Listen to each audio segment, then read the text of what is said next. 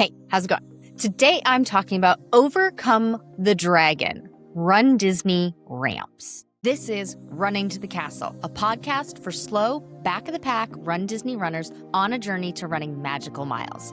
Join me, Dr. Allie, as I share the secrets I've gathered as a runner, doctor of physical therapy, and coach. You'll learn the exact ways I get my clients to the castle strong, have a bigger buffer ahead of the balloon ladies, and have time to stop for character photos. Keep listening if your goal is to PR in fun, cross the finish line without feeling broken, and have energy to enjoy the Disney parks. One of my clients in Stronger, Faster Finisher calls, I think it's the last ramp in the Run Disney races, the Dragon, because it is near impossible. And I love that. I love that she's like, I got to overcome the dragon. I love that thought process of, okay, it's just a dragon.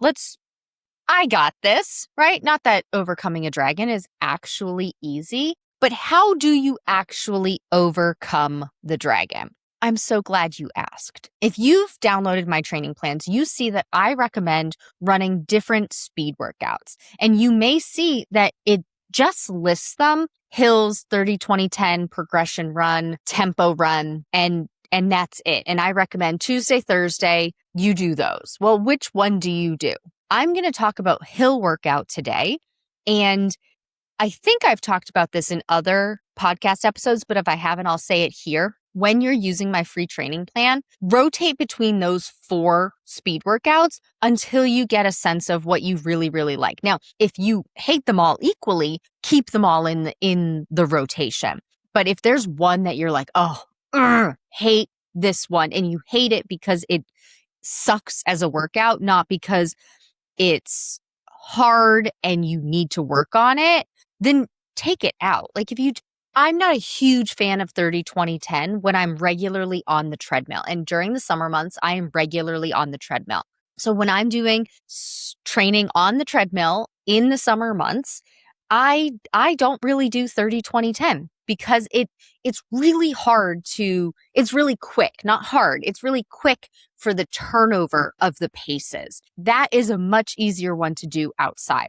So anyway, practice all of the speed workouts for maybe 2 months. That would get you 4 tries, 4 times to practice each one.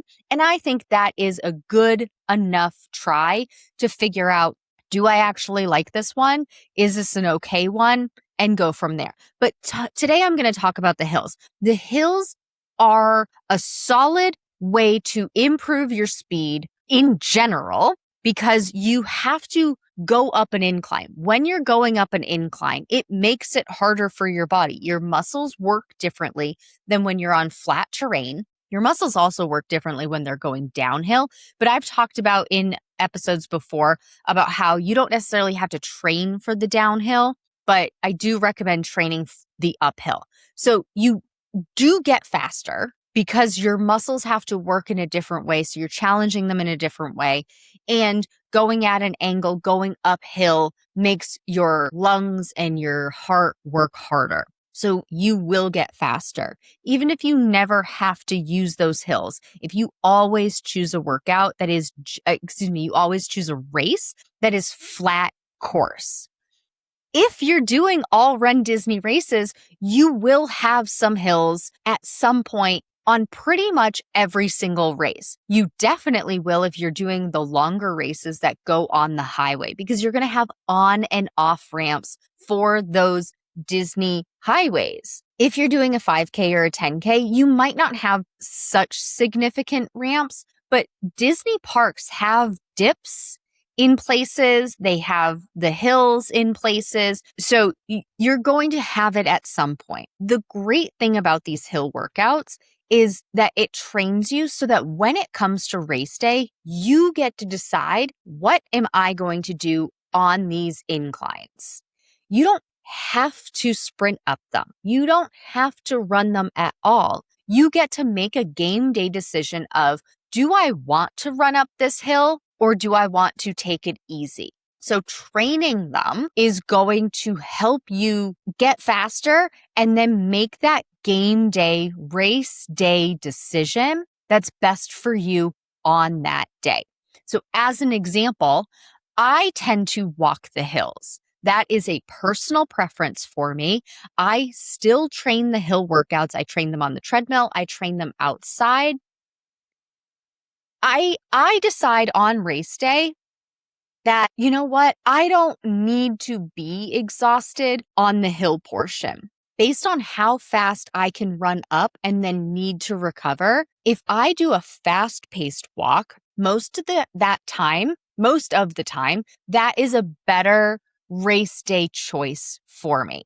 But I wouldn't know that had I not been practicing hills for weeks or months leading up to race day. And practicing those hills leading up to race day makes me automatically faster and easier to just walk up those hills. So wouldn't it be better to have that information in your back pocket to be able to make the decision of, yes, I want to sprint up this hill because I want to sprint up the hill, right? That could be a choice. Or I want to sprint up this hill because I know that the amount of recovery I have afterward won't be detrimental to the rest of my race. But if you've never trained those hills, it could take you 5 to 10 minutes to recover from that sprint up that hill because your body is not used to it. You didn't know how hard to push. And so then it takes 5 to 10 minutes to recover when you maybe should have just walked up it and not need it and be able to pick right back up with your run walk intervals at the end of that incline. But you don't have that choice. You don't have that information to make that choice if you aren't practicing that. Most runners who send me DMs, who work with me in Stronger, Faster, Finisher, they want to get faster. And one way to get faster is a hill workout because, as you remember, every run has a purpose. Some, the purpose is to get faster. Some, the purpose is to run longer, but not faster, right? Some workouts, it's to work on walking pace. Some workouts, it is to work on strength. So every workout has a purpose. And the hill purpose is to get faster on the hills, to build your cardiovascular endurance, build up your fitness so that if you want to, you are trained to run up this hill. So when you're planning out this workout, in total, it's a 45-minute workout. With all of the workouts that I recommend, all of the different speed workouts, 45 minutes is split up into a 10-minute warm-up, 25 minutes of workout, and 10-minute cool down. I encourage you to keep those warm-ups, the warm-up time, and keep the cool down time. You can extend both of those. So if you need a longer warm-up, take a longer warm-up. If you need a longer cool down or want a longer cool down, take a longer cool down. Like when I go for a run, I put an open goal for my cool down. I'm not always close to home. I know when I need to start the cool down, and it's a walk. It's a slow walk. So sometimes it's 15 minutes. I've had it times where it's 20 minutes. It is always at least 10 minutes long. When you're doing the hill workout, if you're doing it outside, find a hill that's significant enough that it mimics an on-ramp. From runDisney race course maps, many of those hills overall increase by about 4 to 6%. So I tell runners, find something that's 5% incline. And you can, you may not know what the actual incline is, but it should be challenging enough that you are tired at the end of 30 seconds of going up that. That feels like a hill that you kind of have to lean forward for if you're walking up it.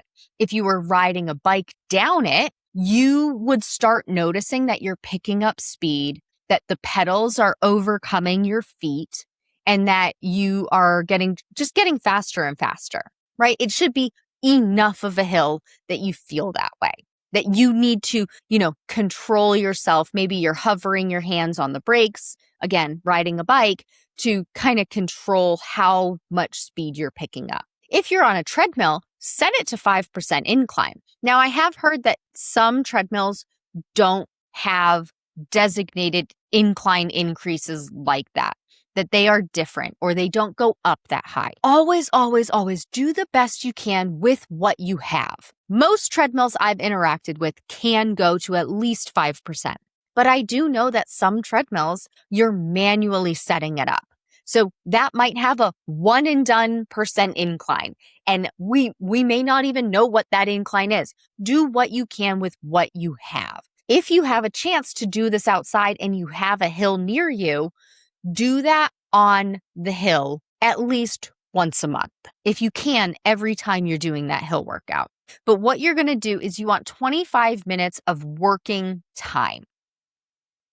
And so that is hill sprint, rest and recovery. Those are all part of the working time.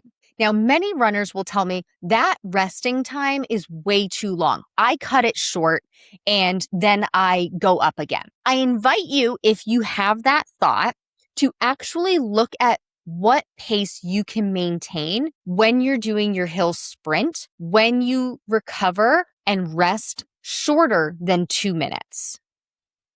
2 minutes is the typical amount of time that your muscles need for recovery in order to regenerate the energy to sprint back up that hill again. Can you sprint up that hill at a slower pace? Yes. But my philosophy is on the speed workouts, you want to be hitting that pace, your upper limits for that workout each time. And you may be saying, well, if I recover less, my upper limit is lower. Yes, but is that because your upper limit actually decreased, or is it just because you haven't regenerated the energy in your muscles to repeat that same pace? I have tried this over and over and over again. I have found that beyond 2 minutes, I don't have any extra recovery. Like my heart and my lungs are feeling pretty good. My muscles are feeling pretty good. They're ready to go. And I can really get quite close to that pace that I'm sprinting up the hill. But if I only rest 30 seconds so that I'm still tired for sprinting up that hill, I'm tired for sure, but I can't hit that pace. Is it still challenging my body? Yes. And so you do have to make the decision of, well, is this a way to just challenge my body? Yes. Or should I hit this pace? And for speed workouts, I recommend aiming to hit that pace when you're feeling healthy. I will talk about in another podcast episode about doing what you can on a day that you aren't doing your best. And that goes for cross training, walking, speed workouts, long runs.